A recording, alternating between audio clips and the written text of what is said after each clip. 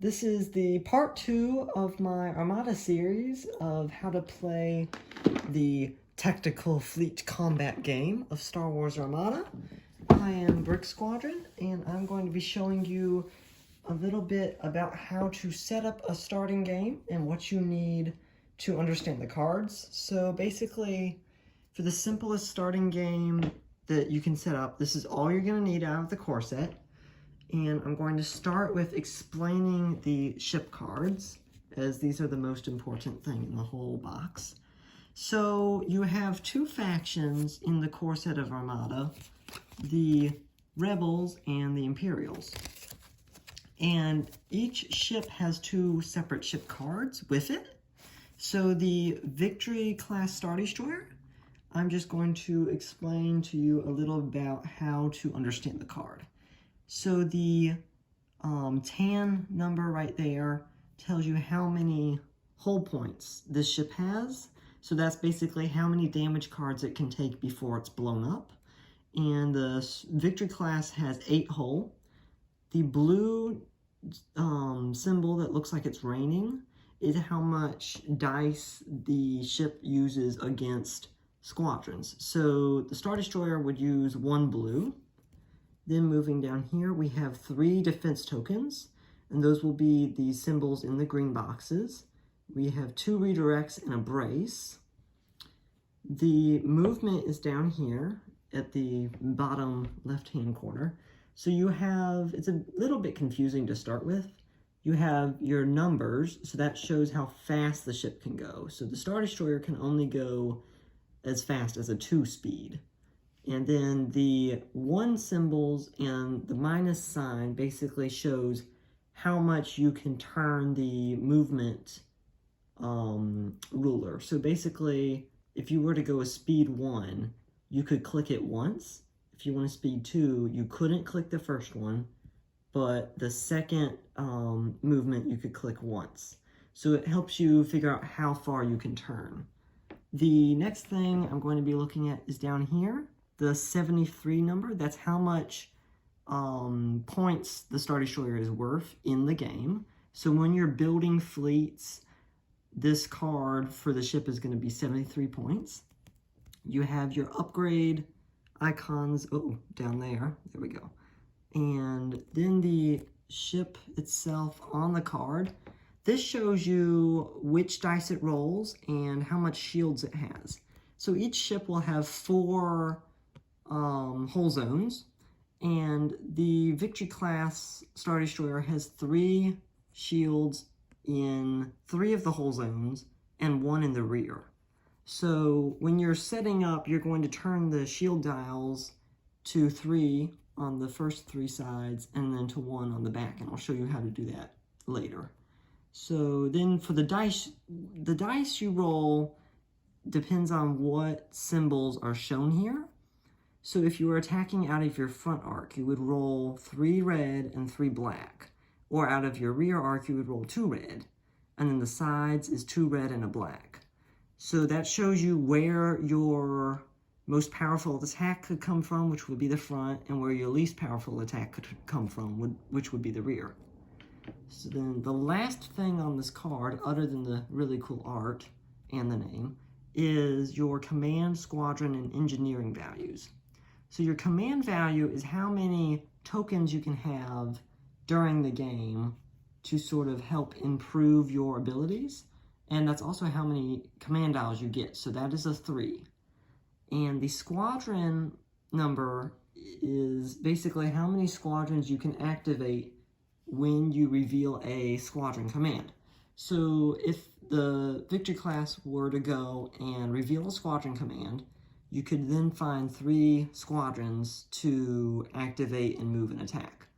The engineering value is the last one and one of the most important. So with 4 points to the engineering value, when you take damage, you'll get damage cards and you'll lose shields, and your engineering value helps you recover your shields and discard damage cards. So when you reveal a engineering command, you can use your engineering points to sort of help heal your ship. So the cards are the same for the victory classes, the only difference being the color of dice that you roll. So you see there, the 1 class rolls black, the 2 class rolls blue, and then also which upgrades the ship uses and how much points it's worth. So that's the Imperial ship. So moving on, you have your Nebulon B frigates. So this guy has 5 hull, 2 blue dice for your squadron attack, 2 braces, and an evade token. And then it can move a little bit faster than the victory class with a speed of 3. You can click the first 2 maneuvers once, and for the first 2.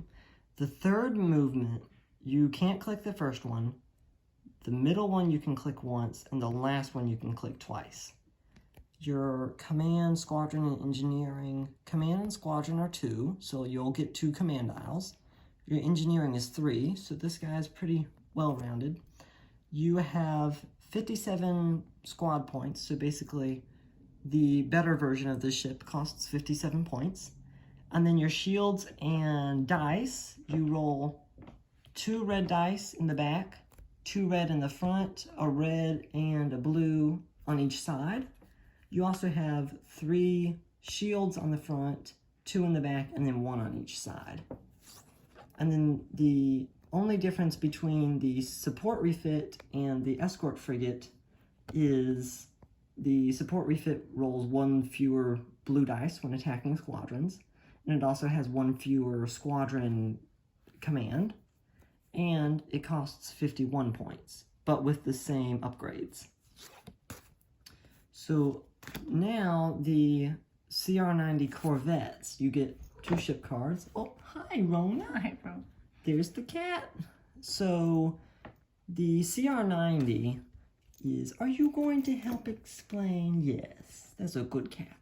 The CR90 has 4 hull, so the weakest ship in the core set, 1 blue squadron attack, 2 evade tokens, a redirect token, and it is also the fastest and basically it's able to turn the fastest in the core set, so its movement can go all the way up to 4.